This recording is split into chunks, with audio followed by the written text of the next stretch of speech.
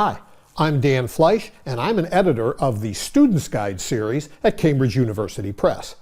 In this video, I'll take about 5 minutes to tell you a little about the Student's Guide series in the hope that you or someone you know may be interested in contributing to this series.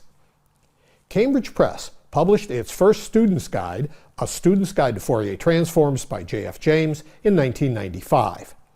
That thin volume inspired me to write A Student's Guide to Maxwell's Equations in 2008, and since then, Cambridge has published another 12 Student's Guides with several more on the way. If you're wondering what makes a book a Student's Guide, so am I. I say that because there isn't a firm set of rules for Student's Guides or a list of required features that automatically qualify a book for this series. But after writing 5 Student's Guides and reviewing about a dozen others, I've begun to get a sense of the characteristics that differentiate Student's Guides from other books.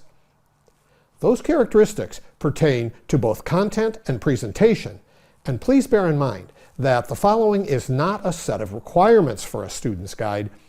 It's just a set of features that I and some other authors have incorporated into successful Student's Guides, and by successful, I mean Student's Guides that have been well received by students. The first of those features is clear, plain language explanations of foundational concepts and mathematical techniques. That means that clarity takes precedence over completeness, and jargon is either avoided or fully explained on first use. Of course, full explanations can require a lot of space, which means it may be necessary to make some difficult decisions about how many topics can be addressed in a Student's Guide. But in my experience, readers appreciate a clear focus on the essential elements of the subject, even if that means limiting the scope of the book. That's why my first Student's Guide was A Student's Guide to Maxwell's Equations rather than A Student's Guide to Electromagnetics, and my most recent is A Student's Guide to the Schrödinger Equation rather than A Student's Guide to Quantum Mechanics. So, these are meant to be supplemental rather than comprehensive texts, sharply focused on the fundamentals, and typically extending to a length of about 200 pages. In addition to clear, plain language explanations and sharp focus, I think a Student's Guide should be written in a friendly style that acknowledges and respects the reader's effort to understand the material. I try to write in an informal and conversational tone that communicates my passion for physics and my sincere desire to help the reader comprehend challenging material, often by applying things he or she already knows to the topic at hand. I also try to demonstrate my respect for the reader's effort by providing a rich suite of resources on the book's website that support and extend the material in the printed volume.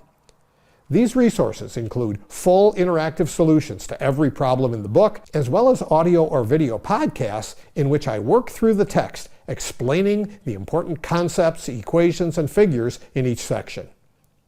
I also use the book's website as a repository for additional in-depth material that I think the reader may find useful, but that didn't make the cut into the final printed text. So, important components of a Student's Guide might include clear explanations, well-defined focus, friendly writing style, and helpful supporting material.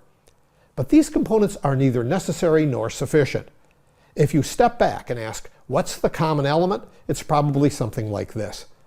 The goal of a Student's Guide should be to help a reader understand the most important aspects of the subject while also inspiring that reader to want to do the work necessary to gain that understanding.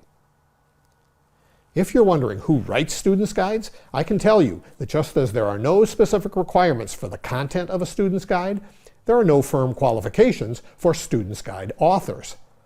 Having said that, I consider it extremely important that the author of a Student's Guide has taught the material in the guide at the college level. That's because I think Student's Guides should address the topics that students find most troublesome, and it should include explanations that the author knows work for students who may be struggling to understand the material presented in traditional textbooks. If this sounds interesting to you, and you think that you or one of your colleagues or professors might want to contribute to the Student's Guide series, I'll be more than happy to provide details about the series and to discuss the proposal process with you. You can reach me at this email address. So drop me a line. Thanks very much for your time.